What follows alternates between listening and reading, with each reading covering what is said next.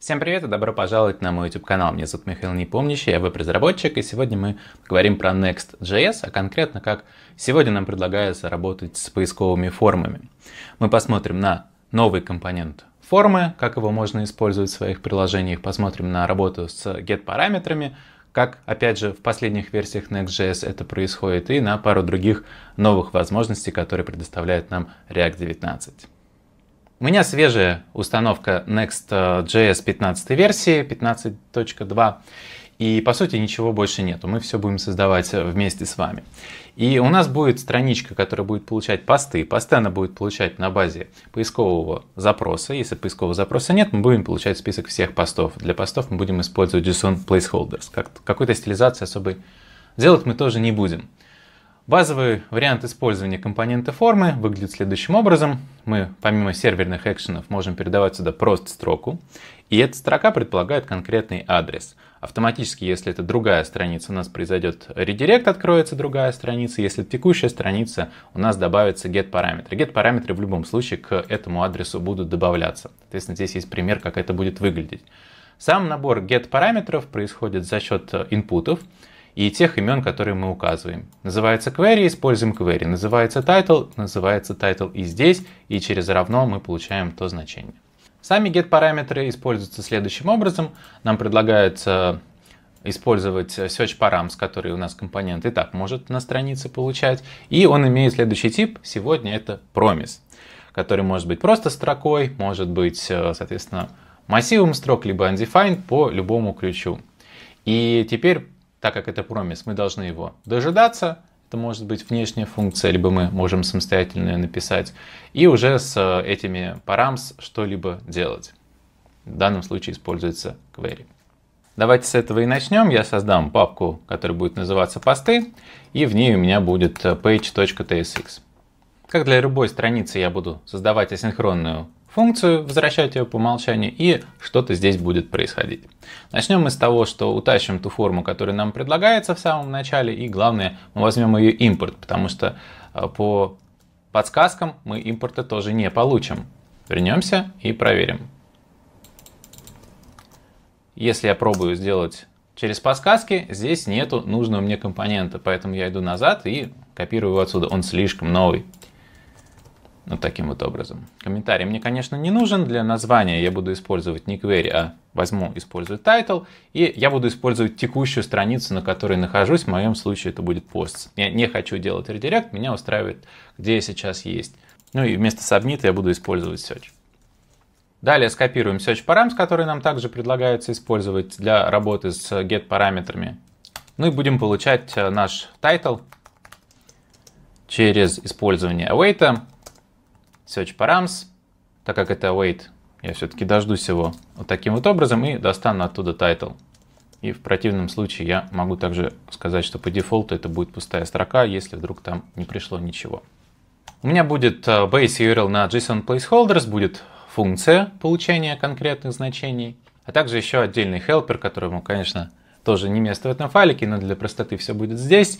Это get URL, я буду формировать URL на базе того query параметра, который я запрашиваю. Если его нет, мы будем использовать просто значение без каких-либо query параметров. Если title мы получили, мы добавляем соответствующий query параметр. Ну и нам нужно сформировать URL, и нам нужно получить посты. Потом с этими постами что-то сделать. В простейшем варианте я говорю, что вот у меня будут набор постов, который будет мапиться, и я буду видеть просто их заголовки. В данном варианте меня это вполне устраивает. Давайте запустим наше приложение. Перейдем на страничку постов, именно она нас сейчас интересует. И я вижу, да, здесь полно постов, их слишком много, и мне нужно сделать какой-то поисковый запрос. Я его делаю, и спустя время я получаю результат. Причем я могу как кликнуть на кнопку, так и просто нажать на Enter, так как это форма. Но у меня нету никакого поискового статуса, но уже какой-то результат мы видим. То есть в базовом варианте мы просто задействовали компонент формы, который нам предлагался, вот этот самый. Мы использовали get-параметр по имени нашего инпута, и мы задействовали его через search params в нашем запросе уже непосредственно за самими постами. Для развития истории мы создадим еще отдельный компонент для кнопки поиска, чтобы у нас уже какой-то обратный фидбэк пользователю был о том, что что-то происходит. Для этого я создам папку с компонентами. И у меня будет Search Button. Просто скопирую то, что мне было предложено в официальной документации. И, соответственно, я их буду переиспользовать. Здесь у нас используется особый хук useFormStatus из React DOM. 19 версия, это важно. И эта переменная у нас имеет ключик pending. Если он true, значит у нас идет отправка формы, есть какой-то запрос, и мы его дожидаемся. Мы можем менять текст, соответственно, того, что написано на кнопке. И мы ее вот сюда вот определим и импортируем. Чуть-чуть лучше, у меня хотя бы на самой кнопке есть теперь какой-то обратный эффект, но мне все еще нужно как-то пользователю более явно намекнуть, либо просто изменив прозрачность, либо сделать какой-нибудь прелоудер, либо сделать скелетон. То есть здесь уже я могу выбирать, как мне поступить. Возможно, сейчас хороший момент, чтобы вынести это в отдельный компонент. Назову его посты. Мне здесь пригодятся типы для постов, которые я хочу использовать. Ну и набор пропсов какой-то мне также пригодится. Ну и мы будем возвращать просто набор наших постов, точно так же, как было на главной странице. Только теперь точнее не на главной странице, на странице постов мы заменим все это дело нашим компонентом. И будем передавать туда посты. Но пока что для нас ничего не меняется. У нас есть просто некий компонент, который сразу что-то получил и что-то отрисовал. Как мы можем изменить данную ситуацию? У нас есть два варианта. Мы можем непосредственно на странице постов делать запрос за самими постами, допустим, спустить вниз URL и на базе этой URL сделать запрос и уже потом отрисовать. Обернуть этот компонент suspense и когда у нас делается запрос, уже непосредственно показывать прелоудер. Либо мы можем спустить сюда вместо постов promise, не дожидаться, когда промис разрешится здесь, а просто спустить его вниз. Именно по такому сценарию мы с вами сейчас пойдем. То есть, что я буду делать? Я, во-первых, ожидаю, что здесь какая-то асинхронная логика начнет происходить. И так как там будет происходить асинхронная логика, я оберну мой компонент в то, что называется suspense. И в этом suspense у меня уже будет какой-то fallback, и сами посты окажутся внутри. Соответственно, мы договорились, что мы не будем больше дожидаться здесь никаких постов. Мы никаких постов сейчас вот так вот передавать не будем. Мы будем передавать туда наш вызов функции, не дожидаясь его ответа. Таким образом, мы будем передавать туда promise. И тип у нас автоматически меняется. Теперь наши посты — это promise этих самых постов. И в 19-й версии React мы уже умеем работать с промисами в обычных React компонентах, с тем нюансом, что это у нас клиентский компонент. Плюс нам нужно импортировать то, что называется теперь use. Use может использоваться вместо use контекста, либо использоваться с промисами. Мы ожидаем, что сейчас наши посты — это промисы. И, допустим, я могу сказать, что теперь у меня будут текущие посты. И я оберну полученный промис в use. Вот таким вот хитрым образом мой синхронный компонент может работать с асинхронными какими-то штуками и потом уже работать с результатом. Кроме того, родительский компонент будет понимать, раз здесь hook use, что мы имеем дело с промисами, а значит у нас должен сработать suspense, и мы должны увидеть его fallback. Давайте на это дело взглянем. Начнем с отправной точки, когда у нас есть сразу все значения, добавим что-то и нажмем на Enter. Слишком быстро, правда? Еще раз. Мы видим только saving, но не видим никаких прелоудеров. Почему мы не видим прелоудеров? Здесь надо каким-то образом сказать next, что изменилось. Сказать, что вот это у нас уже не то же самое. У нас есть чем заменить содержимое. И здесь нам на помощь приходит атрибут, который называется ключ.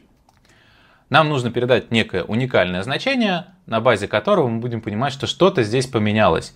И это уникальное значение у нас есть, оно называется URL. Оно у нас меняется при каждом запросе, именно его мы будем передавать в качестве ключа. Посмотрим, как оно будет выглядеть теперь. Возьмем еще какое-нибудь латинское слово, и теперь я вижу и preloader, и моя кнопка также сообщает о том, что что-то меняется. Loading. Быстро проскакивает, можно поставить замедление функции и увидеть, что оно действительно работает так, как работает. Допустим, замедлим нашу операцию на 2 секунды, чтобы это было более очевидно. И сделаем запрос по такому слову, и мы видим наш прелоудер. Но за счет Artificial у нас сломалась немножко кнопка, это как бы тоже дело поправимое, мы просто смотрели по видению, опять же без нее у нас и кнопка должна корректно работать, searching, и результат также будет работать прелоудер. Итого, мы с вами посмотрели на новый компонент формы в конкретном контексте. Там еще есть другие варианты, но я хотел посмотреть именно вариант поиска на странице. Если вы делали какой-либо поиск, используя просто React без дополнительных абстракций, вы наверняка сталкивались с определенными сложностями, как обрабатывать все эти асинхронные запросы.